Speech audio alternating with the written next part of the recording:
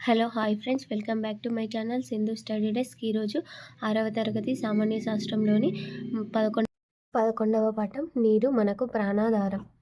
అయితే ఈ పాఠంలో చూసుకున్నట్లయితే నీరు మన నిత్య జీవితంలో బట్టలు ఉతకడానికి, స్నానం చేయడానికి, పళ్ళు తోముకోవడానికి, తాగడానికి, మళ్ళీ హోలీ పండుగ ఇక్కడ కూడా నీళ్ళు హోలీ పండుగ చేసుకుంటున్నారు. హోలీ రోజున రంగులు ఆ వాటర్లో కలిపి పోసుకుంటాం కదా, అట్లా వేసుకోవడానికి మనం నీటిని ఉపయోగిస్తాం. ముఖ్యమైన అంశాలు: ప్రపంచవ్యాప్తంగా బిలియన్ కన్నా ఎక్కువ మంది రోజుకు 6 లీటర్ల కన్నా తక్కువ నీటితోనే సరిపెట్టుకుంటున్నారు. చూడండి, బట్టలు ఉతుకుతున్నారు, స్నానము, బ్రష్, వంట, తాగడానికి. నెక్స్ట్, నీటిని ఘనపరిమాణాల్లో కొలుస్తారు. ఘనపరిమాణం V. 2 అడుగుల ఎత్తు ప్రవహించే నీరు పెద్ద పెద్ద వాహనాలను సైతం కొట్టుకుపోయేలా చేస్తుంది. అందుకే వరద నీటిలో వాహనాలు నడపకూడదు. పరిమాణం: నీటిని ఎట్లా కొలుస్తారు? ఖాళీ నీళ్ళ సీసాలలో litre bottle, half litre, 250 ml అని ఉంటుంది కదా, అంటే లీటరు మిల్లీ లీటర్లలో కొలుస్తారు. ఇక్కడ చూడండి, మీకు తెలుసా, ఇతర ద్రవ పదార్థాల లాగే నీటిని కూడా లీటర్లలోనూ మిల్లీ లీటర్లలోనూ కొలుస్తారు.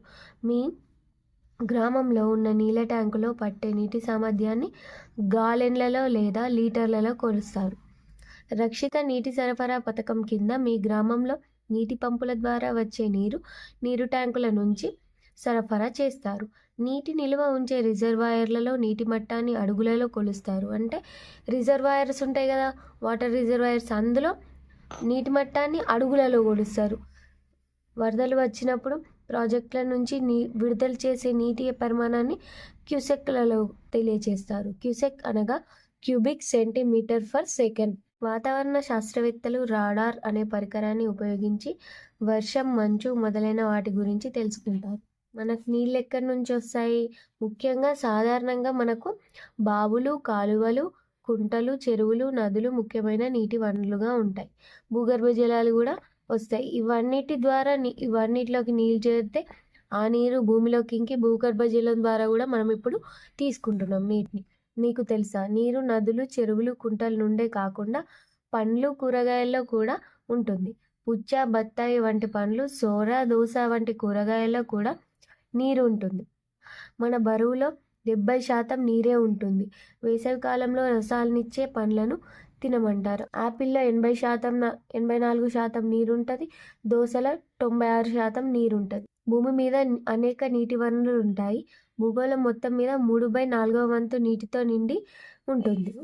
రక్షిత మంచినీటి సరఫరా దశలు: ఇక్కడ ఏం చేస్తారు? చెరువు నుంచి అవి డైరెక్ట్ వడపోత ఏరియేషన్ చేస్తారు. ఏరియేషన్కి క్లోరినేషన్ తర్వాత ఓవర్ హెడ్ ట్యాంక్, ఆ నుంచి డైరెక్ట్ కొలాయిలకు వస్తాయి. ఎన్ని దశలు?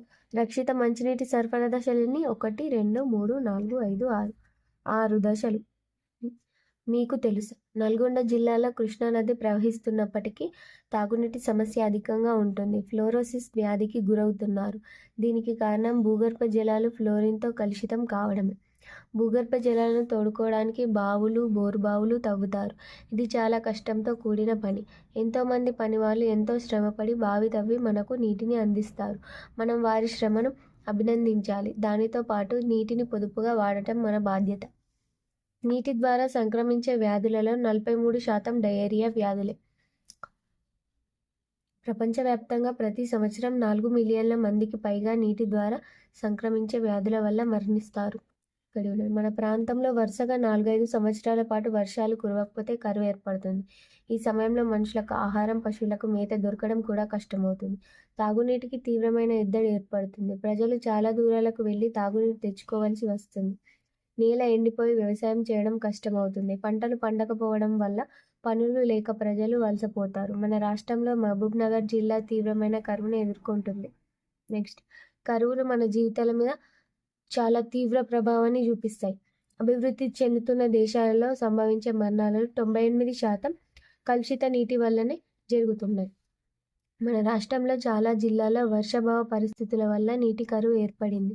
వర్షాలు లేకపోవడం వల్ల రైతులు భూగర్భ జలాల మీద ఆధారపడి వ్యవసాయం చేస్తున్నారు. మనం ఎంత నీటిని వృధా చేస్తున్నాం? ఇది కృత్యము ప్రకృతి వైపరీత్యాలు వరదలు. నీరు లేని పరిస్థితులు కరువులకు దారితీస్తే, నీరు ఎక్కువైన సందర్భాలు వరదలకు దారితీస్తాయి. వర్షపు నీటిని నిల్వ చేసుకోలేకపోవడం కరువులకు ఒక కారణం. నీరు లేకుండా మనం ఒక్కరోజు కూడా జీవించలేం. విచక్షణ లేకుండా నీటిని తోడివేయడం వలన భూగర్భ జలం తగ్గిపోయి కరువులు వస్తాయని, నీరు చాలా విలువైనదని, ఒక చుక్క నీటిని కూడా వృధా చేయకూడదని అరవింద్ నిర్ణయించుకున్నాడు. మన కోసమే కాకుండా భవిష్యత్తు తరాల కోసం నీటిని కాపాడుకోవడం మన బాధ్యత. ప్రపంచ ఆరోగ్య సంస్థ నివేదిక ప్రకారం ప్రతి మనిషికి రోజుకు కనీస అవసరాల కోసం 50 లీటర్ల నీరు కావాలి.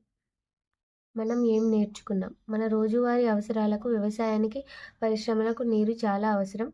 బావులు, కుంటలు, కాలువలు, చెరువులు, నదులు మొదలైనవన్నీ నీటి వనరులు. భూమి మీద ఉండే నీటిలో ఒక వంతు మాత్రమే మంచినీరు.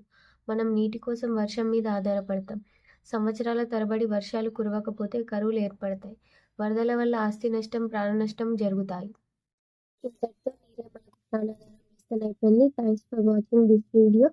Please like, share, comment and subscribe to my channel Hindu Study Desk.